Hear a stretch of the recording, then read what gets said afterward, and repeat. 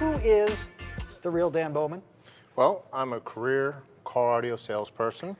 And actually, I started as a technician and found out I was actually better with clients than with tools. Yes. So, you know, my thing that I'm maybe best known for is attachments and upsells, finding out what has brought the client into your store. Because if you think that they've come in and asked for one thing, and you don't take the time to find out why they want that thing, there's a good chance you're going to underserve them. Sure. And the main point is you want to make sure the client gets everything that they don't even know they need.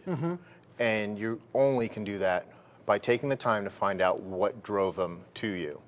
So, and it's not just the car out in the parking lot. Sure, right? sure. So those of you who are industry folks, you may have seen me at industry events like Knowledge Fest, like the Canadian Mobile Audio type network things, and even the MasterTech Expo, right? And these are all industry things, right? Big deal. And you might say, well, why this guy, right? why me? Why Dan Bowman? Yeah, why Dan Bowman?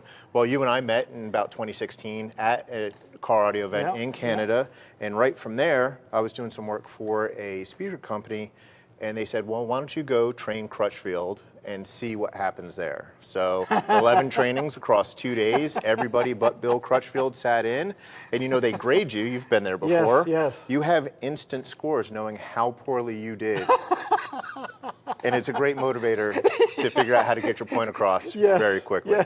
So now, whenever possible, I work with retailers all over the country, trying to get them to understand that it's all about talking to your clients, finding out what really drives them, and bringing them to the thing that makes the most sense for what they're trying to go. Because half the time, they're asking for a thing, but really they want the result, right? It's not that product, right? It's the way that it makes them feel. It's the stress that it relieves. It's showing off. It's gadget factor. And if you take the time to dissect part of that, you can really make sure that they have the best retail experience.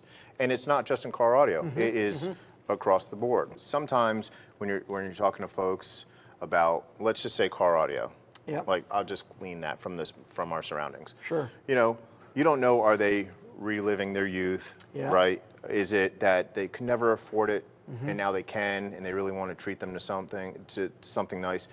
Is it a stress reliever? You know, those are the things you have to find out because, for example, bass, right? A lot of folks say, they come in, they're like, oh man, I'm in my 40s. I don't need all that bass. What that's code for is take out my back seat and put 415s, right? They're trying to talk themselves off the ledge. So it's picking up on those things because someone wouldn't say that unless they wanted a lot of bass, right? So picking up on that, it gives you the ability to say, hey, we've got these new big motor structural woofers we can put in tiny airspace. You can pack them with a ton of power. It's going to shake the whole vehicle. You can have the bass. You can keep your space. Let's talk about the dirty parts, the money, right? Or if they're like, look, that all sounds great, but I don't have that kind of dough. Can you give up the space? Bass, space, money. It's a sliding scale, right? That's good. So taking the time to have that conversation, because like, you know, again, you have people come in like, oh man, I don't need all that. Correct. You don't need anything I do. So let's talk about what you want. Right? Let's talk about what are the must-haves, and then go from there, right? Because, you know, once you get the heart fully invested, the logic will figure out how to pay for it. And it's that way with everything you do, right? For me, I can be actually pretty hard to sell. We were talking about this at lunch and then dinner. Man, having a great sales experience, you just come out of it like, man, that guy got me past the budget, right? And you always hear this term, and it's the dirty word. You're never supposed to ask about budget. Well, I do all the time, right? Because when you as a consumer tell me what the budget is, you're not lying to me. You're lying to you, right? Those are your guardrails that you're trying to set up, right? And while I respect it, if that isn't enough to get you where you need to go, I'm going to explain why. I'm going to tell you how to break it apart into sections so that you can plan to come back and make multiple trips. But if you are selling, you have a responsibility to try and protect people from as much redundant spending as possible. Yes.